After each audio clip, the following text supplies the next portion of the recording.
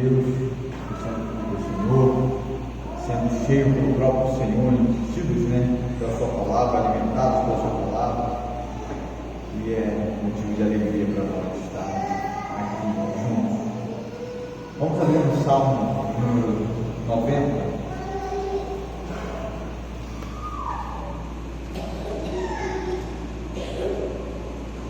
Salmo de número 90. Espero que todos nós estejamos com as nossas enxadas, para trazer, buscar aquilo que, como o nosso prefeito falou hoje, aquilo que é apropriado ao nosso coração, não com uma pá. Achei essa ilustração fantástica, que às vezes a gente, diante da palavra de Deus, falando assim, aquela pessoa poderia estar aqui para ouvir isso, fulano, ciclano. Esquecemos que diante de um Deus justo, diante de um Deus eterno, diante de um Deus perfeito, não há um que se achegue de um olhar de justiça, ou um olhar de sabedoria suficiente. Isso veio ao encontro do meu coração e realmente nós estivemos com as nossas enxadas aqui, buscando aqui como nós devemos proceder diante de Deus, louvando a Ele, buscando uma vida de piedade e de santidade. E isso está muito pertinente no texto aqui do Salmo número 90, Como nós chegamos diante de Deus. O texto diz assim, início do livro 4, Oração de Moisés, homem de Deus. Senhor, Tu tens sido o nosso refúgio, geração em geração. Antes que os montes nascessem, se formasse a terra e o mundo, de eternidade a eternidade, Tu és Deus. Tu reduzes o homem ao pó e dizes, tornai filho dos homens, pois 1000 anos, aos Teus olhos, são como o dia de ontem que se foi e como a vigília da noite. Tu o arrastas na torrente, são como um sono, como a relva que floresce de madrugada. De madrugada viceja e floresce, à tarde murcha e seca. Pois somos consumidos pela Tua ira e pelo Teu furor conturbados. Diante de Ti puseste as nossas iniquidades, e sob a luz do Teu rosto, os nossos pecados ocultos. Pois todos os nossos dias se passam na Tua ira. Acabam os nossos anos como um breve pensamento. Os dias da nossa vida sobem a 70 anos, ou havendo vigor a 80. Neste caso, o melhor deles é canseira e enfado, porque tudo passa rapidamente, nós voamos. Quem conhece o poder da Tua ira? E a Tua cólera, segundo o temor que te é devido? Ensina-nos a contar os nossos dias, para que alcancemos o coração sábio. Volta-te, Senhor, até quando? Tem compaixão dos Teus servos, sacia-nos de manhã com a Tua benignidade, para que cantemos de júbilo e nos alegremos todos os nossos dias. Alegra-nos por tantos dias, quanto nos tens afligido, por tantos anos, quanto suportamos a adversidade. Aos Teus servos apareçam as Tuas obras e aos Teus filhos a Tua glória. Seja sobre nós a graça do Senhor, nosso Deus. Confirma sobre nós as obras das nossas mãos. Sim, confirma a obra das nossas mãos. Vamos orar. Pai, diante da Sua palavra, nós temos um pedido. Que o Teu Espírito Santo, Pai, possa falar aos nossos corações. Verdadeiramente essa palavra seja apropriada a cada irmão aqui presente. Que ela gere frutos, que ela gere arrependimento, que ela gere vida, que ela gere encorajamento, que ela gere exultação. Em primeiro lugar, a mim, Pai, depois aos meus irmãos amados aqui presentes. Que a despeito de mim, dos meus pecados, das minhas limitações, o Senhor possa falar à Sua igreja. Que a Ti seja a honra, a glória e o louvor para todos sempre. Em nome do nosso Senhor Jesus. Amém. Esse salmo é o salmo de Moisés, o único salmo comprovadamente dito de Moisés, ou a gente pode dizer que foi um salmo de Moisés.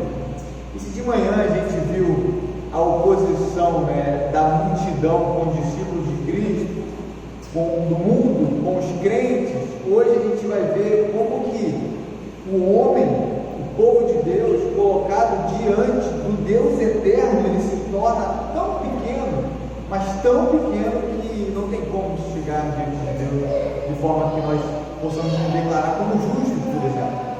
De manhã nós botamos o crente, o discípulo, em oposição ao mundo, em oposição à multidão. Hoje nós colocamos isso de frente ao próprio Deus, ao ser humano caído, transitório, finito, diante de um Deus eterno, imutável, santo e perfeito.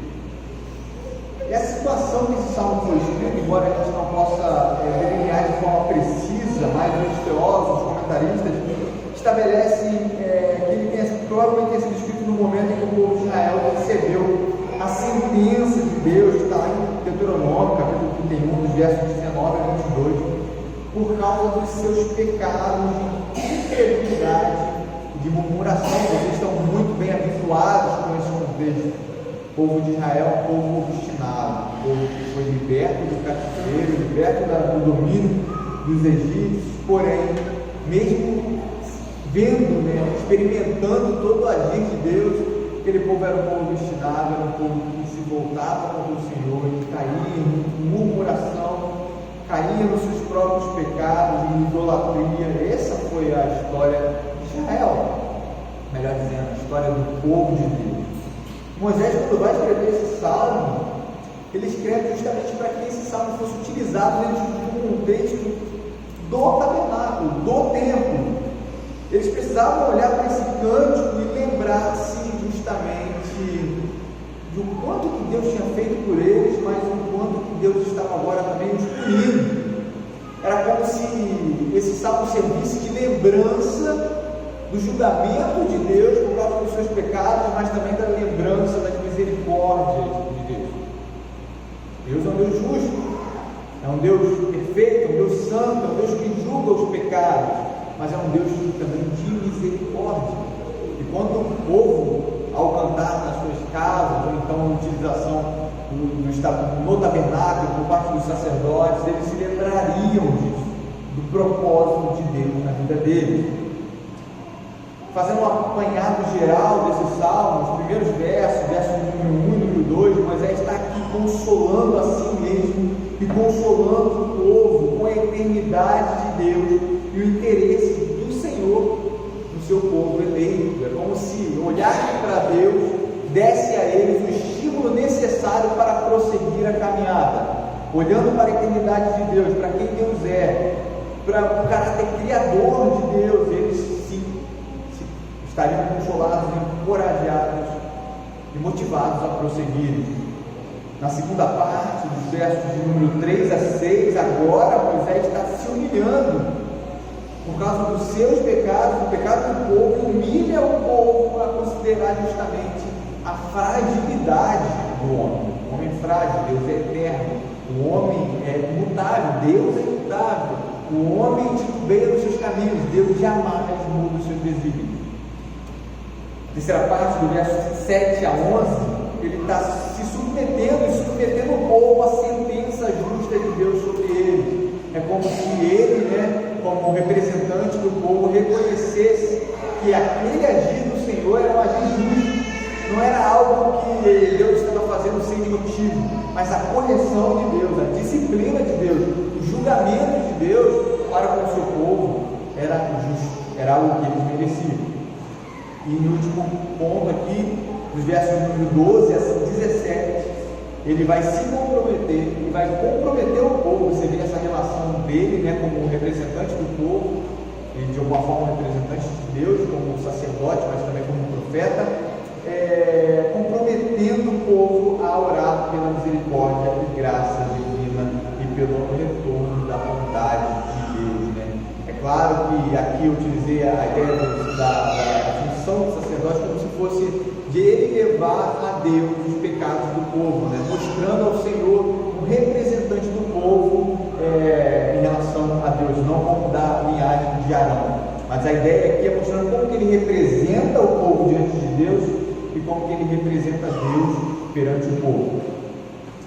E o título já é muito importante, o título inspirado, que eu digo. Não o título da Sociedade Bíblica, que deve estar na sua Bíblia de forma distinta, mas o título em itálico, que é o título inspirado, que diz Oração de Moisés Homem de Deus, esse título ele já mostra muita coisa, mostra o autor do Salmo. Quem é o autor do Salmo? O maior profeta dentre os judeus, dentre os hebreus, aquele que escreveu o Pentateuco, a Torá, foi o libertador do povo da escravidão no Egito. Por meio dele veio a lei, os 10 mandamentos, os milagres que fizeram com que o povo saísse do Egito sob mão forte, conduziu o povo até a entrada na terra prometida. Profeta como igual não jamais existiu, mas que apontava para o próprio Cristo. É esse homem de Deus que vai dar o título, esse título que deveria justamente, que mostra quem é, de quem que é esse Salmo. O Salmo de Moisés, não somente de Moisés, mas é de Moisés, homem de Deus. E essa expressão, homem de Deus, é um título que expressa honraria. Calvino fala que concede autoridade à sua doutrina. Lembre-se, quem está falando agora não é qualquer pessoa, é um homem de Deus, é alguém que deve ser ouvido, alguém que é digno de ser ouvido. Isso é muito importante, Está dando ali, concedendo autoridade, aquilo que ele chama de argumento de autoridade, Fulano que está dizendo, fulano é homem de Deus. Logo, pare para ouvir, porque essa é a palavra do Senhor. O primeiro verso, ele trata aqui a partir de quem Deus é. Senhor, tu tens sido o nosso refúgio, de geração em geração.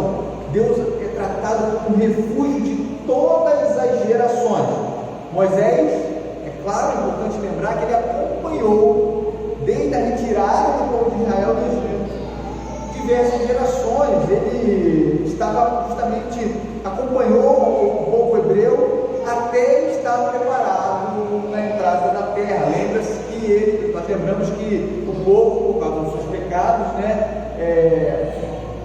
peregrinou pelo deserto durante 40 anos, uma travessia que não deveria durar tanto tempo, mas por causa dos seus pecados, os pecados do povo, eles peregrinaram por bastante tempo.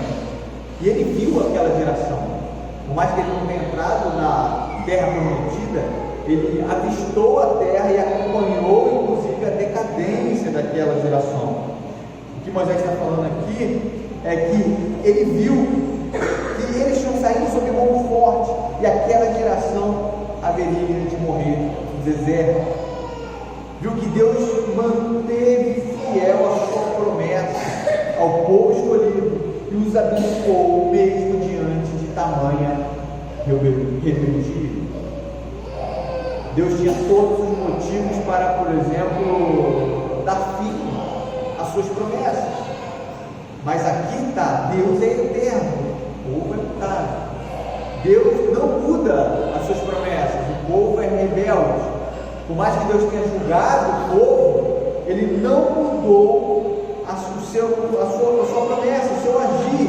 Ele abençoou o povo mesmo diante de rebeldia. Senhor, tu tens sido o nosso refúgio de geração em geração, mesmo diante desse povo obstinado, Isso é interessante porque o Senhor, Ele se propõe a abençoar as nossas gerações, Ele se propõe a abençoar os nossos filhos, Ele se propõe a abençoar os filhos dos nossos filhos, Ele se propõe a abençoar a nossa descendência. Por quê?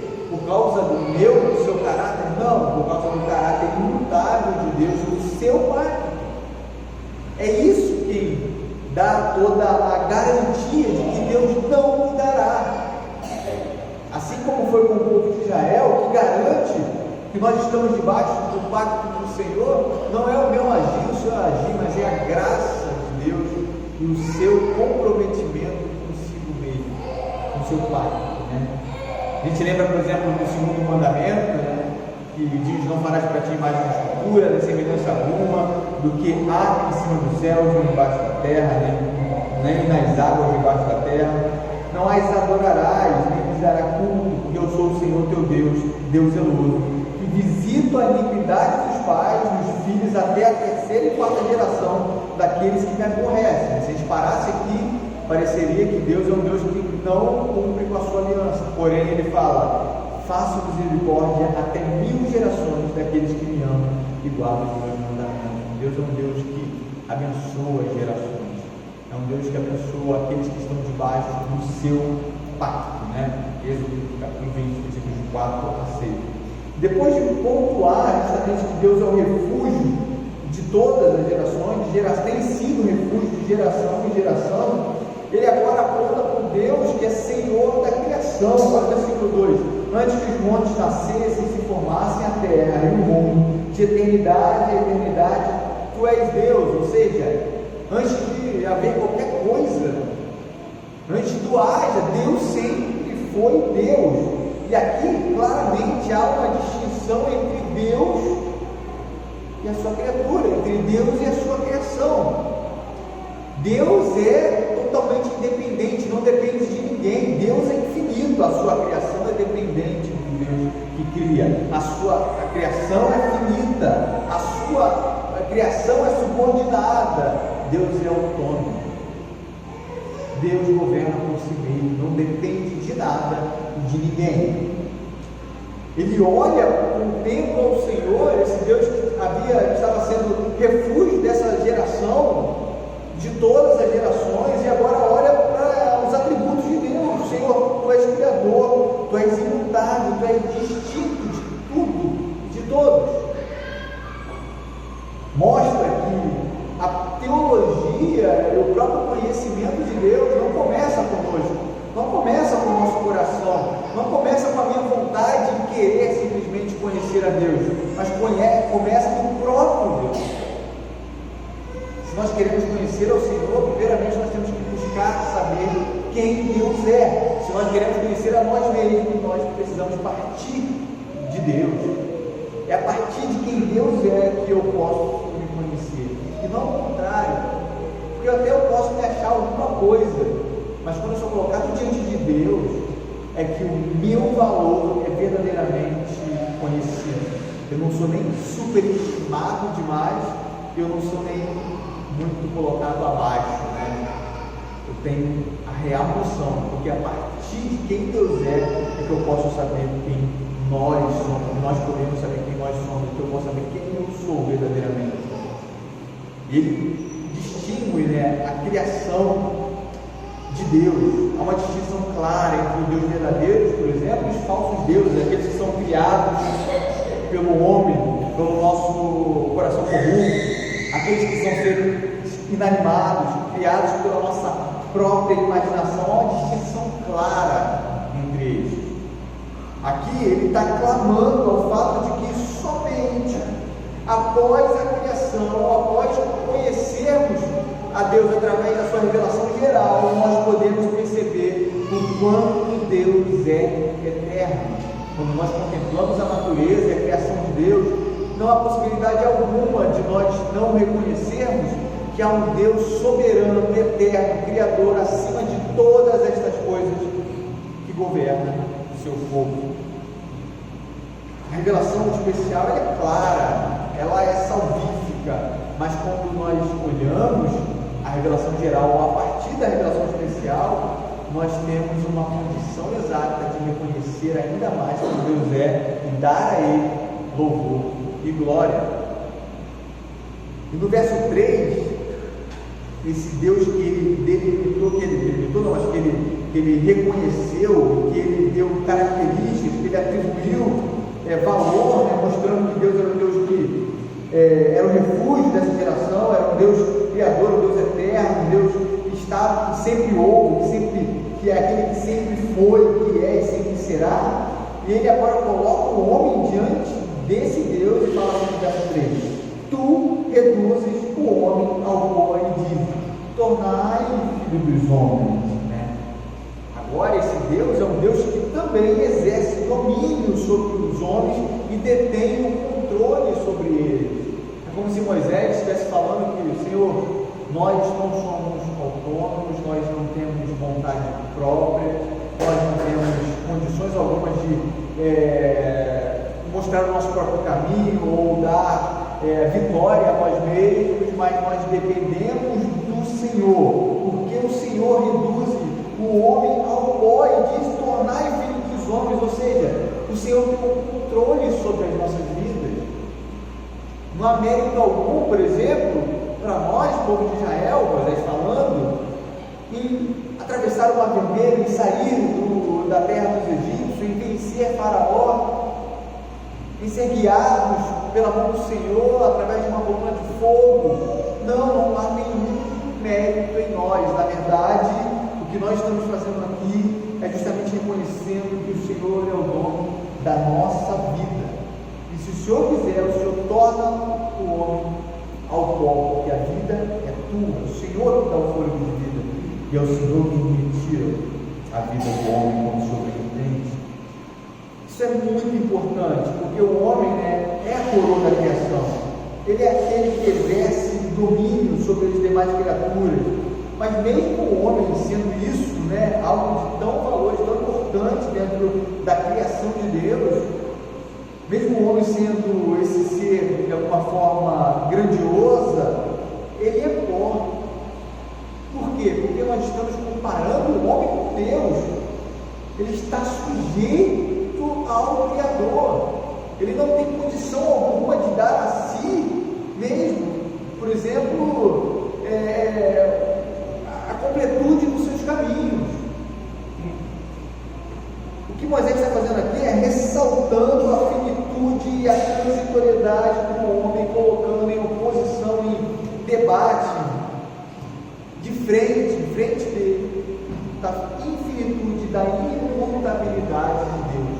Mais uma vez, diante desse Deus infinito e imutável, quem pode resistir? O homem é pó.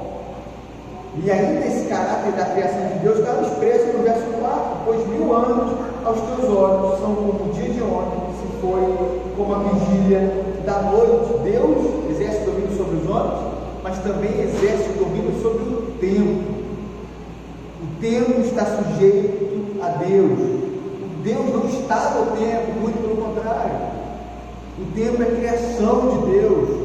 O homem é um ser finito, ele vive muitas vezes como se fosse eterno, vive como se jamais fosse morrer, mas ele é finito, ele tem duração estabelecida, ele é pó.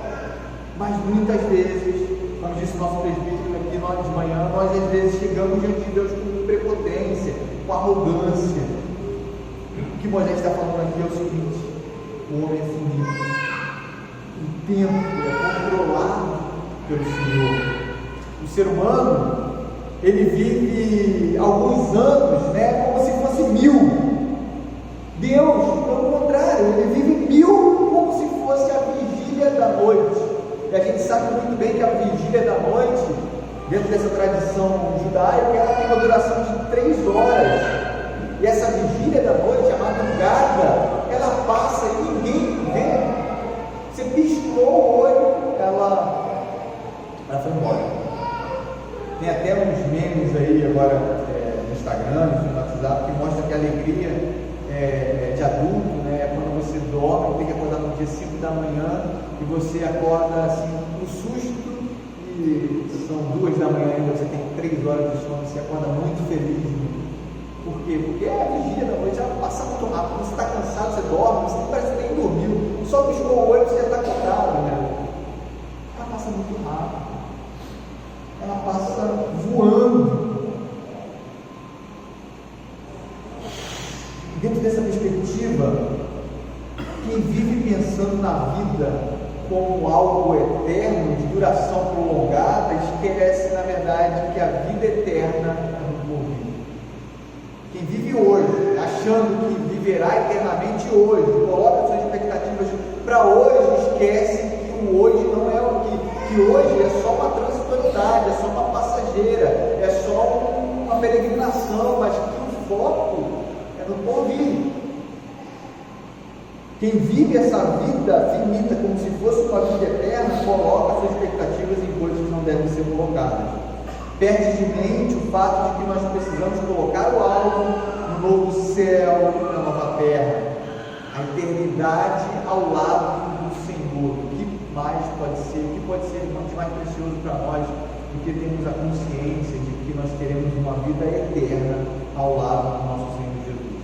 Nada na nossa vida, por melhor que seja, pode ser comparado a isso, porque nós estamos tratando, mais uma vez, aquilo que é eterno com aquilo que é finito, aquilo que é transitório de um lado com aquilo que é total, completo. Dentro desse ponto, a gente só consegue entender quando nós focamos na vida eterna. Isso fica muito claro, gente. Quando a gente olha, por exemplo, a partir do verso 5, o salmista vai começar a tributar aos homens, as suas próprias marcas, ou seja, quem o homem é verdadeiramente diante desse Deus que é eterno, infinito, que é refúgio, que tem controle do próprio homem, controle dos dias dos homens, controle do tempo, controle de todas as coisas, da sua criação, e sempre foi. Quem é o homem, então, diante desse Deus? Olha o verso 5 e 6. Tu arrastas na corrente, são como um sono, como a relva que floresce de madrugada seja, e floresce à tarde, murcha e seca. O homem é efêmero, o homem é caído, o homem é temporal. Mais uma vez, uma distinção clara para quem Deus é. A vida do homem, ela não passa de um momento. Quando nós menos esperamos, somos arrastados por uma corrente. Essa figura de linguagem, essa metáfora aqui, esse modo essa ilustração é tão pertinente, porque quem já teve aqui a oportunidade de ir a cachoeiras, e já teve a oportunidade de ver uma tromba d'água, sabe que ela arrasta muita coisa. Você está ali na cachoeira, você ouve simplesmente um barulho, você não acha que é nada, se você não tiver um conhecimento, do nada você tem uma inundação que arrasta pedras, arrasta tudo que estiver na frente, árvores, uma força gigantesca. O que ele está querendo dizer aqui é que quando nós menos esperamos, o Senhor nos arrasta como uma corrente, como um dilúvio, como uma inundação. É isso que é a morte. A morte é como um dilúvio, é como uma grande inundação, ela não avisa. Nós não vivemos neste mundo sabendo ou tendo a perspectiva de que amanhã nós iremos morrer. Ninguém pensa, eu estou vivendo aqui hoje, mas eu não vou fazer nada para frente, porque na verdade amanhã eu posso atravessar a rua ali e ser atropelado, então é melhor que eu já faça um testamento. Ninguém vive assim. Ninguém vive assim. Todo mundo que a morte alcança de forma repentina, de forma abrupta, de forma que nós jamais esperamos. A morte é como um dilúvio, segundo a linguagem de Moisés. Quando ela chega, nós somos como se fossem atropelados por uma tromba d'água. E quem é atropelado por uma tromba d'água não pode fazer nada para se salvar. Nada. Não tem como me agarrar, não tem como eu mesmo me salvar dessa tromba d'água, Por quê? Porque o homem é efêmero, o homem é caído, o homem é temporal. Deus, que é todo poderoso, não é passageiro, mas é imutável, controla o tempo dos nossos dias.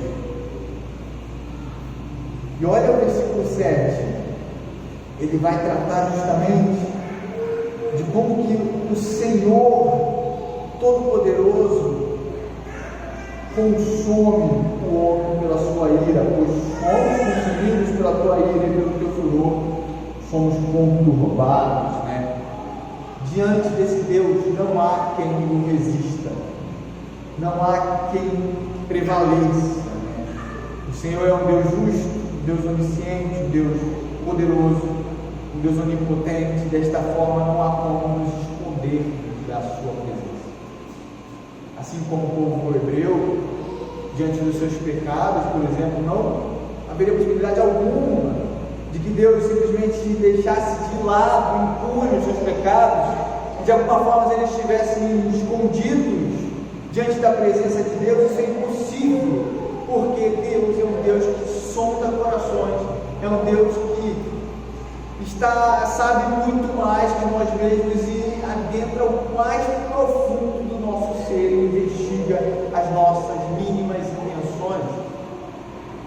Diante desse Deus Todo-Poderoso, não há quem o resista, não há quem faça o mal diante de Deus que saia sem ser punido.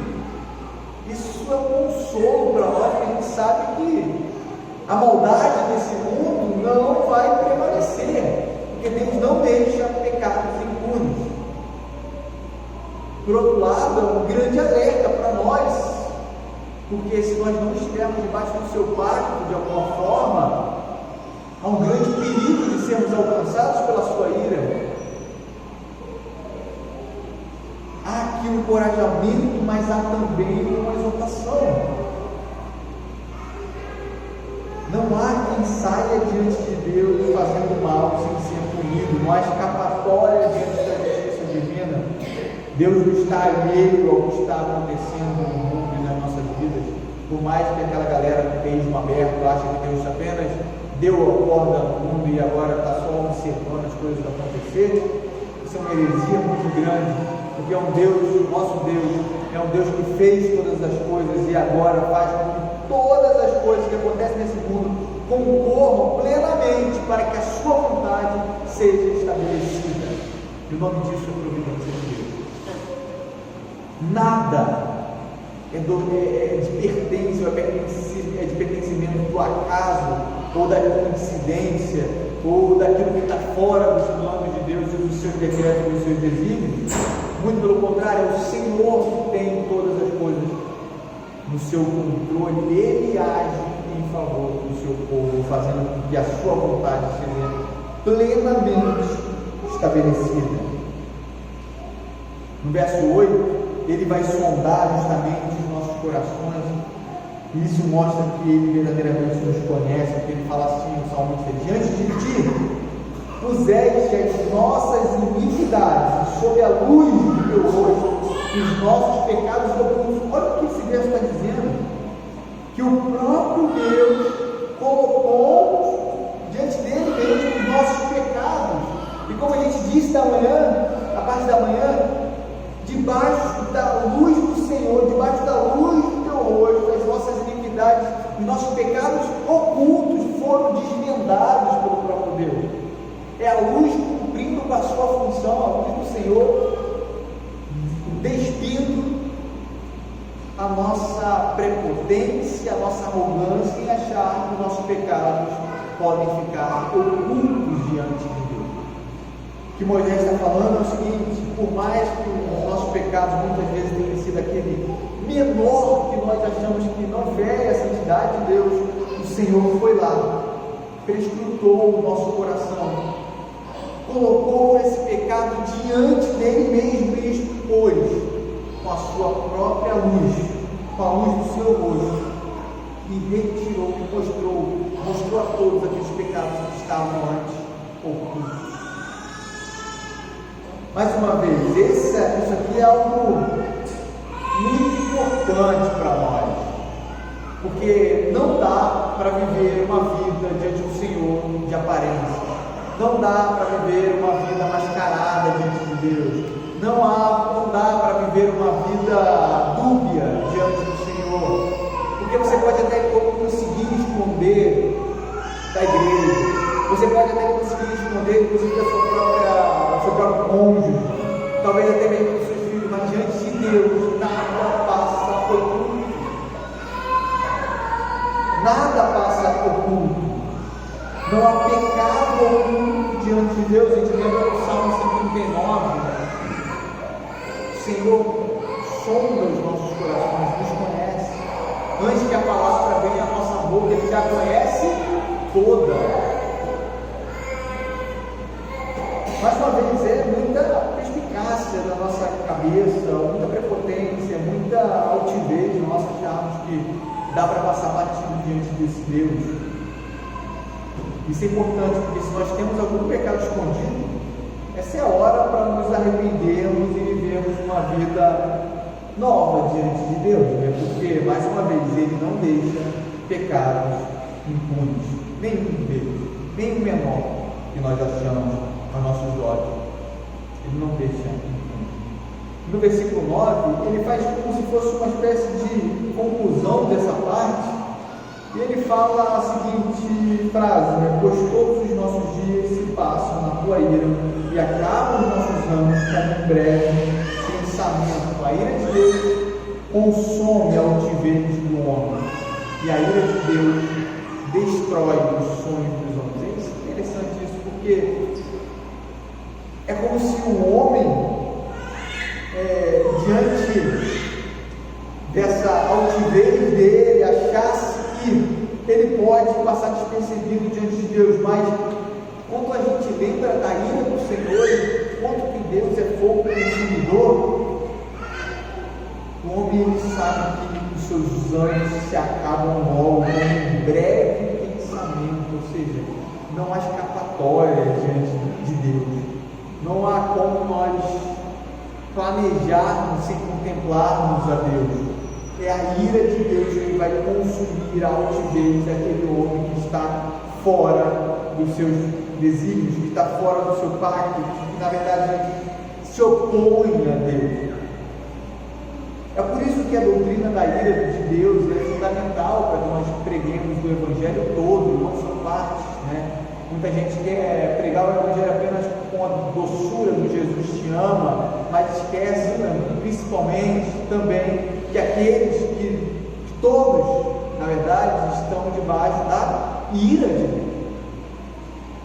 E para nós buscarmos um remédio, primeiro temos que ter a noção exata de quão grave é a nossa situação. E quando nós contemplamos mais uma vez a Deus, porque Ele é um Deus amoroso, sim, mas Ele é um Deus justo, que não deixa pecados impunes. E aí que Ele desenvolve nos versos 10 em diante, olha os versos 10, 11 e 12, eu vou juntar esses três para a gente fazer um apanhado geral de como que Ele vai colocar agora aqui a ideia, explicando como provas que a vida humana é breve, passageira, desenvolvendo esse argumento. Olha no verso 10, os dias da nossa vida sobem a 70 anos, ou em havendo vigor a 80, neste caso o melhor deles é canseira e enfado, porque tudo passa rapidamente e nós voamos.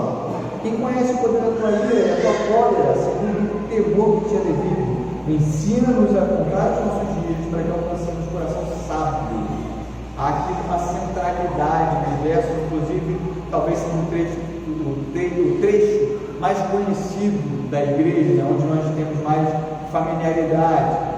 No verso 10, Moisés aqui está explicando justamente com essas provas que a vida humana é pó, que é passageiro, que é breve. E muitas pessoas podem até achar em seu coração que, por exemplo, tem muito tempo de vida ainda. E Moisés já fala assim: tá bom, você acha que você ainda tem muito tempo de vida? Então vamos tirar a prova real. Até quanto dura a vida humana? Qual é o tempo de um homem saudável sobre esta terra? E aqui você, é claro, está falando de um homem que viveu 120 anos, né? Mas quando a gente olha, por exemplo, para dentro do nosso contexto, dentro de uma expectativa de vida global, ela é de 71 anos. A expectativa de vida de um brasileiro é de 72,7. A expectativa de vida de um carioca, de quem mora no Rio de Janeiro, é de 73,1. A expectativa de vida menor no Brasil é de um maranhense, que é de 67,6. E a maior expectativa de vida é de um catarinense, que é de 75,3. Ou seja, você não vê aqui uma diferença tão grande da maior para a menor, diferença aí entre 5 a 8 anos, né? Sem margem de erro do Ibope aqui, né? Não é isso que conta. A ideia é mostrar que, dentro do contexto atual, que nós temos de expectativa de vida em torno de 70 anos a 80 no máximo, sendo muito otimista. É justamente isso que Moisés falou. E a grande argumentação dele é: você acha que você vive muito? Você acha que a sua vida dura tanto tempo assim? O ponto de argumentação de Moisés é que nós não podemos nos iludir que a vida humana é longa, porque ela não é. A nossa vida é breve, é passageira, é como uma peregrinação, é como um sopro, é como um pensamento, é como um pó.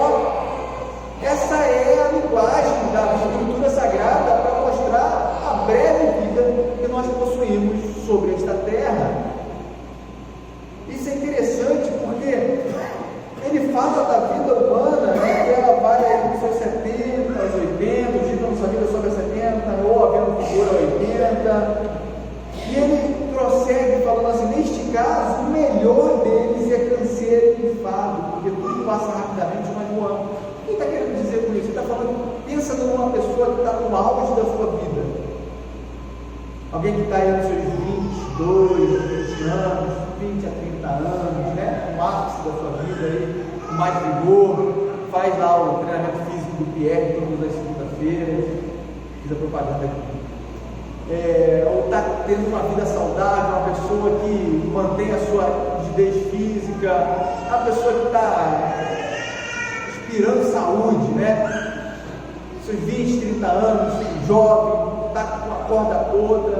O que Moisés está falando é que esse jovem, essa pessoa, está no seu melhor momento, nos seus melhores anos, e esses melhores anos não passam de canseira e enfado. O que está falando? É que a vida não tem utilidade? Não, não é isso. Está falando que nós não temos alegrias? Não, não é isso. O que está falando é que mesmo o jovem, no ápice da sua vida, no vigor da sua vida, ele já possuiu doenças, tristeza, sofrimento, dores, frustrações, solidão, já experimentou o quão pecaminoso é este mundo. Mais uma vez, ele não está comparando essa vida com a vida em Deus, com a eternidade do Senhor. E a vida breve de um ser humano, por mais que ele esteja no ato da sua vida, diante da vida eterna não é nada. É por isso que Paulo vai falar, né, que as tribulações deste mundo não podem ser comparadas com a glória que há de ser revelada, porque é até covardia nós compararmos isso. O melhor que você esteja, por mais saudável que você esteja, por mais vigoroso que você esteja. É como diria alguém que disse isso, não sei quem disse, enfim, que nós começamos a morrer quando nós nascemos. Isso é verdade. Quando o homem nasce, quando o ser humano nasce, ele já começa a morrer, porque o pecado já está nele. E o pecado, como a gente disse na parte da manhã, ele corrói não somente a nossa alma, mas o nosso corpo. Então, isso é um ponto importante. Ele está provando aqui que você não tem vida longa, coisa nenhuma, que a sua vida é breve, que a sua vida é passageira, que você deve se colocar no lugar, no seu devido lugar, né? E no verso 11, ainda dentro daquele apanhado, do verso que a gente leu, ele fala: quem conhece o poder da tua ira, a tua cólera, segundo o temor que te é devido, né? O homem que pensa que é alguma coisa, ele só fala assim porque ainda não conheceu o poder da ira de Deus, o poder devastador, porque se ele soubesse disso, ele aproveitaria melhor os seus dias.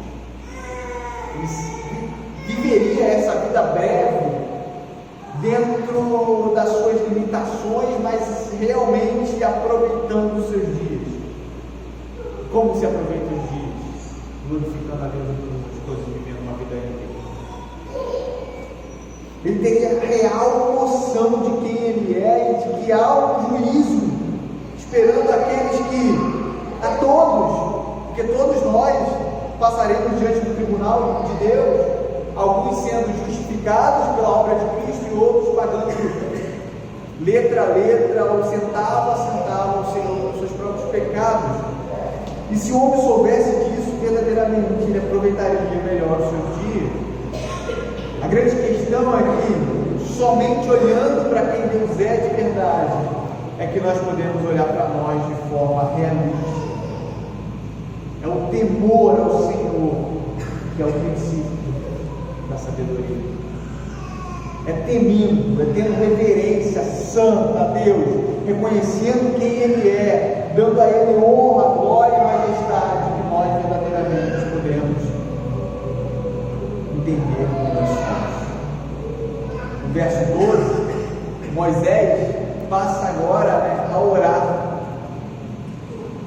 depois de perceber a eternidade de Deus e a transitoriedade do homem. A gente já leu, mas vamos ler novamente. Ele começa: Ensina-nos então a contar os nossos dias, para que alcancemos um coração sábio, diante de tudo que lhe foi dito, diante de um Deus eterno, perfeito, imutável, um Deus que é refúgio, um Deus que é criador, um Deus que está no controle dos homens, um Deus que reduz o homem ao pó, um Deus que é criador do tempo, um Deus que faz tudo o que quiser conosco, um Deus que todas essas questões que Ele já colocou aqui, um Deus que não deixa oculto as nossas iniquidades. Diante desse Deus,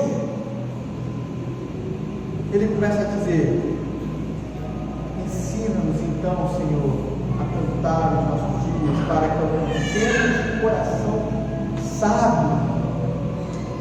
Isso é importante porque Moisés aqui não está simplesmente pedindo a Deus para que ele aprenda a contar os seus anos, sabe? Como se fosse uma espécie de aniversário. As pessoas, quando fazem aniversário, as pessoas enviam um versículo, né?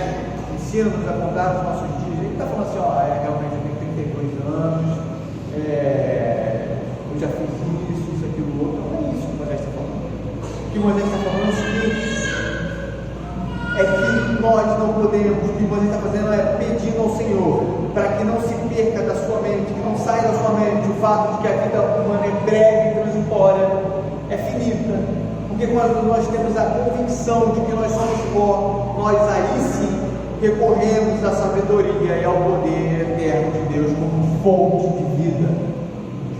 Quando nós reconhecemos a nossa finitude e a nossa pequenez, aí nós recorremos à fonte de vida eterna. O que ele está falando é que diante disso tudo, Senhor, então ensina-me a contar os nossos dias, para que nós tenhamos coração sábio. Só dá para ter sabedoria, para ser sábio diante de Deus, buscando verdadeiramente a Deus, é dobrando os joelhos diante de Deus, é reconhecendo que Deus é a única fonte de vida. O coração sábio é aquele que tira de si toda a expectativa e coloca no Senhor a sua única esperança. Mais uma vez, o coração sábio é aquele que retira de nós a força das nossas mãos. Nós não possuímos nada, nenhuma condição de fazer nada por nós mesmos, e colocamos essas expectativas no Senhor. Esse é o coração sábio, é aquele que reconhece quem é verdadeiramente, aquele que reconhece Deus como a sua única esperança. Mais uma vez, o contexto aqui é um contexto de pecado, é um contexto de um povo obstinado. E diante dessa circunstância, Moisés lembra que a única esperança desse povo é o Senhor. Moisés não se coloca como libertador, como aquele retão, aquele que é super justo, aquele que tem, não, Senhor, tudo bem no seu povo, mas eu não. Ele se coloca como um do povo e reconhece os pecados do povo como seus pecados e coloca o seu coração naquele que verdadeiramente é justo para condenar, mas também misericordioso para perdoar. É a partir daí que desenvolve a oração de Moisés. E é por isso que ele clama no verso 13: volta-te, Senhor, até quando tem compaixão dos teus servos? Volta-te, retira de nós a tua ira. O povo estava no deserto, o povo estava perecendo, e ele clama: até quando? Moisés clama pelas misericórdias de Deus, porque elas são infinitas, assim como o seu Senhor. Você lembra de Lamentações, no capítulo 3?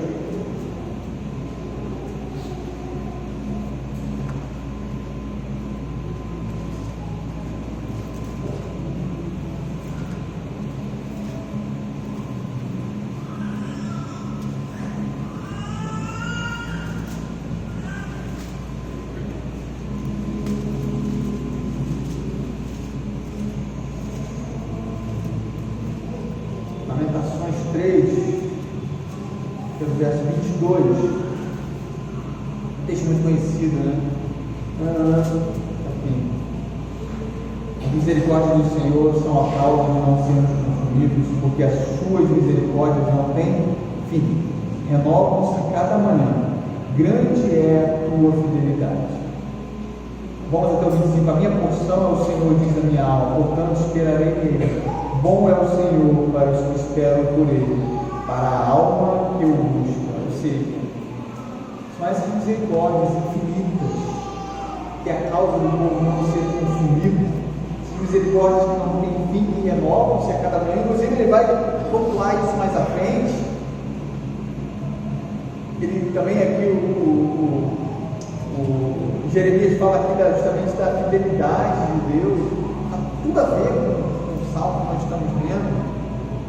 Está colocando aqui justamente as misericórdias do Senhor, clamando ao Senhor: volta-te, Senhor. Até quando? Lembra-te das tuas misericórdias, elas são infinitas, assim como o Senhor, elas são eternas. Falei que ele lembra, né? Jeremias, ele lembra que elas se renovam toda manhã. Olha o verso 14 do Salmo: sacia-nos de manhã com a tua benignidade, para que cantemos de júbilo e nos alegremos todos os nossos dias, né?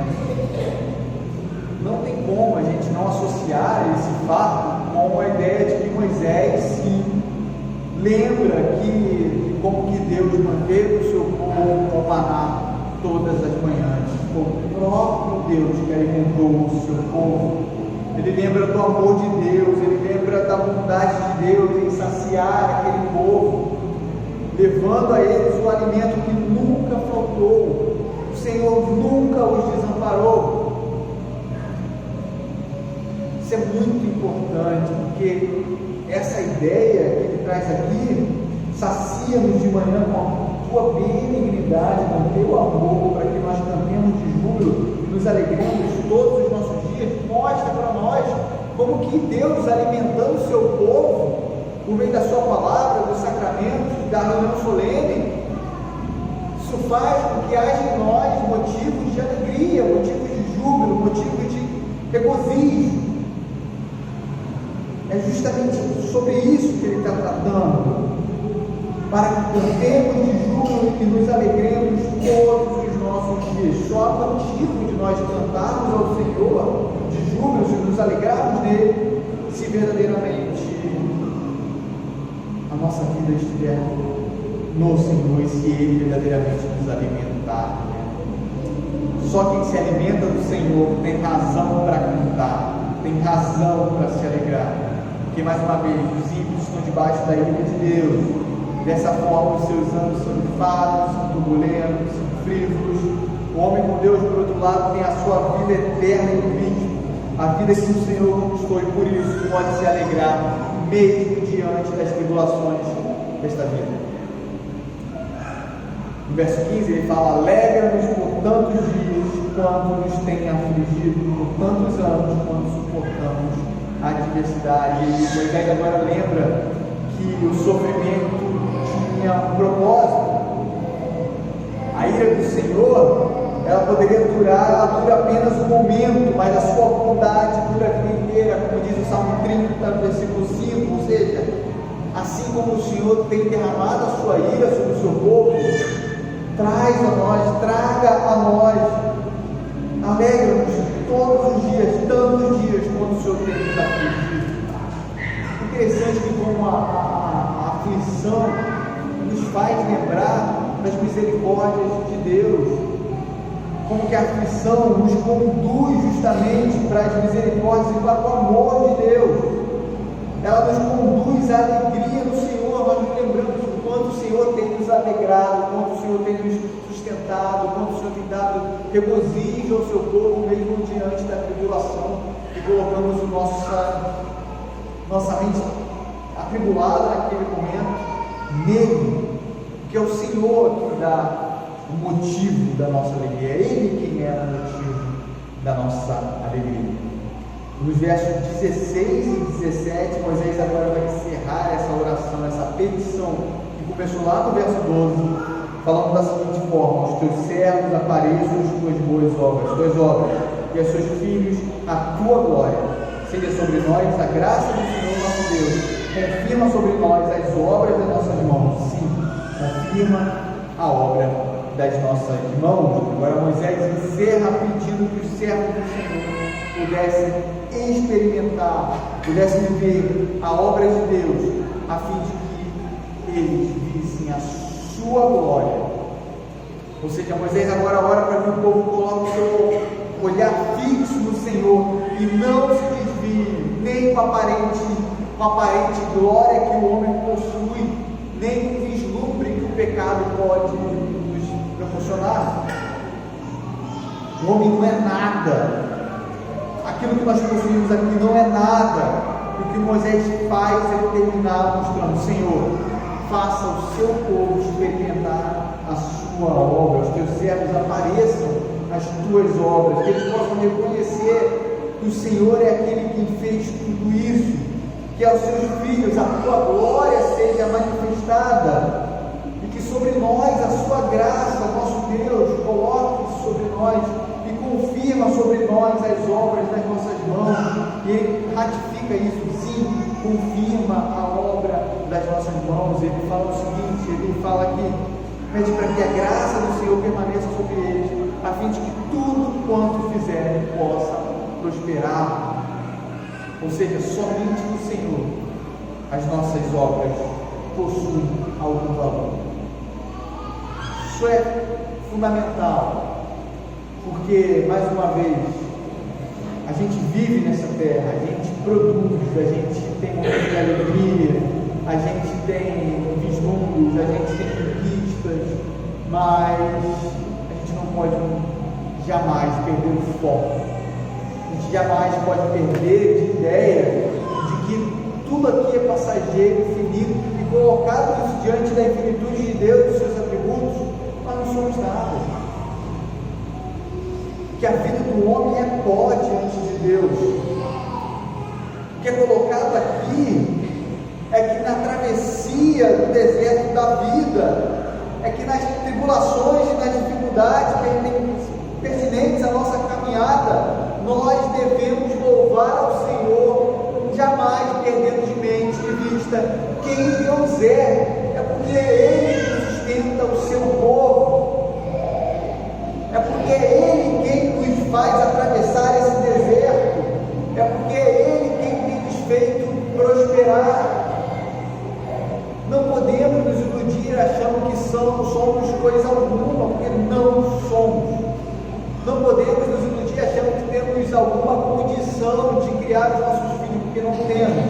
Não podemos nos iludir achando que podemos dar algum valor a esse país caído, porque não temos condições alguma. É interessante que de manhã a gente falou da responsabilidade do homem meio ao mundo, e hoje nós estamos mostrando que a responsabilidade do homem por si só não tem condição alguma de chegar a lugar algum. Ao mesmo tempo que eu sou responsável, ao mesmo tempo que eu tenho vocação, Deus é quem faz todas as coisas segundo o seu querer. Por isso eu não posso achar que eu sou alguma coisa, que eu tenho condição alguma, porque só quem é eterno é Deus, porque só quem é infinito é Deus, porque só quem é refúgio do seu povo é Deus, porque só quem soma os corações e retira os pecados ocultos, e com a luz do seu rosto tira da escuridão os nossos pecados, é Deus. E é por isso que somente Deus pode ser o objeto do nosso louvor e glória, e somente Ele pode ser a nossa esperança.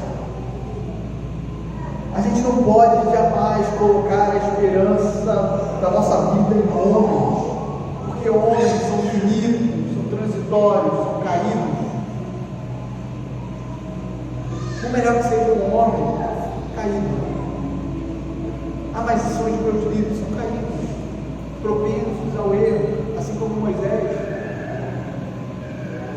É claro que são referenciais, mas a nossa confiança está além dos homens. Os homens podem ser utilizados para que a nossa fé seja conduzida obedecida ao Deus Criador, e eles não são objetos da nossa fé. Jamais. Isso precisa ser lembrado, que temer a ira de Deus e saber que nada passa despercebido diante do Senhor é ao mesmo tempo um conforto, mas é ao mesmo tempo um alerta grande para a nossa vida. E mais uma vez, você pode até falar, mas eu sou filho de Deus, e a ira do Senhor não está sobre mim. Aleluia, glória a Deus por isso. Mas o Senhor está pronto para disciplinar em face do nosso pecado e das nossas rebeldias. O Senhor disciplina aqueles a quem Ele ama, e Ele não deixa pecado impune, Ele não deixa pecados passando despercebidos, Ele vai tratar os nossos pecados, e glória a Deus por isso. Isso é sinal que Ele nos ama verdadeiramente, porque se a ira dele estiver sobre algum de nós aqui, significa que nós não somos